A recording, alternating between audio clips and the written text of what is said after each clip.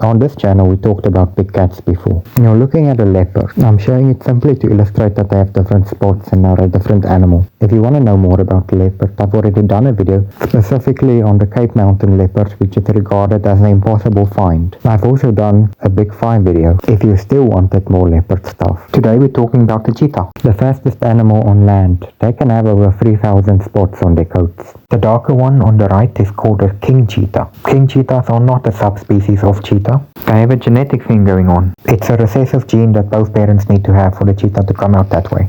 There's probably only 50 king cheetahs out there, with about 10 left in the wild.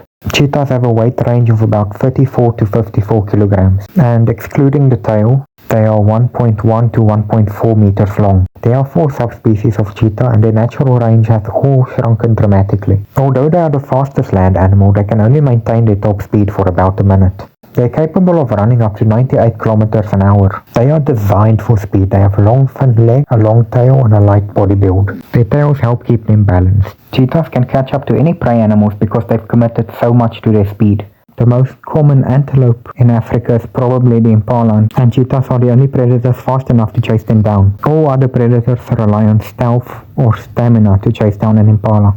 After the catch, cheetahs need to catch their breath, and this makes them vulnerable to much smaller scavengers like jackals, and I say this just to point out how much weaker the cheetahs are than the rest of the big cats. The males do not participate in raising the cubs. They usually have 2 to 8 cubs per litter. Unlike other larger cats, they do not roar, they growl and purr, just like your common house cat. Cheetahs show little aggression towards humans. There are no records of cheetahs killing humans at all. This includes both regular and king cheetahs. In fact, cheetahs are easily tamed. The early evidence of tamed cheetahs go back as far as 3000 BC, although it's disputed as a potential dog. Historians have also pointed to ancient Egypt as another potential first for taming cheetahs, and there seems to be more evidence for Egypt, so we're gonna go with that. When looking at the cubs, I hope you noticed they've got this fluff on their backs. It's not uncommon for cheetah cubs to get killed by other predators, so my thinking is this light overcoat with its dark undercoat is mimicking a skunk or perhaps a honey badger, especially when spotted through the grass. Hopefully it discourages rival cheetahs or even larger predators to investigate and kill the cubs.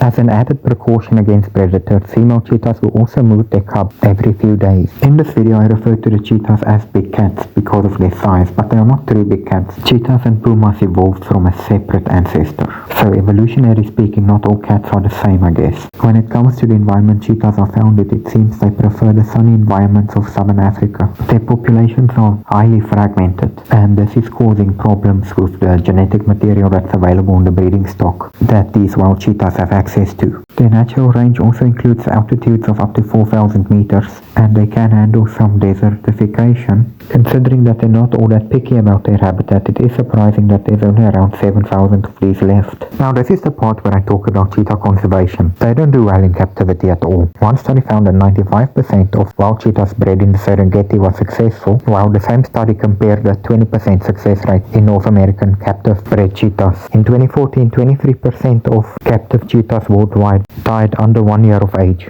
Ultimately, the blame can be shifted to stress and disease, so keeping cheetahs captive is simply too stressful. The organization I'm going to promote in this video is therefore not one that's going to be most famous for its captive breeding programs, but rather one that is capable of engaging leaders. The African Wildlife Foundation is shaping the style of conservation across the continent. In 1962, this organization helped establish the first College of African Wildlife Management, a training school for park and wildlife personnel. The majority of its 5,000 management graduates working across sub-Sahara Africa, and especially in southern Africa. From pioneering species research to wildlife management to empowering youth. This is an organization I feel I can trust with the job that needs to be done. And over the years they've expanded the vision to include both government official and school child alike.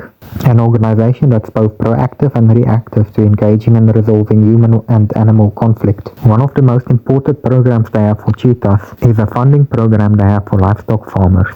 If a carnivore kills your livestock, you get compensation from the fund, which allows the farmers to replace lost livestock with the assurance that they will not retaliate against big cats and other carnivores. If you're looking for a foundation to support, I would recommend checking out the African Wildlife Foundation. Link is in the description. As always, thanks for watching. Please share this video and make sure people especially watch the last part so that the video can have the desired impact.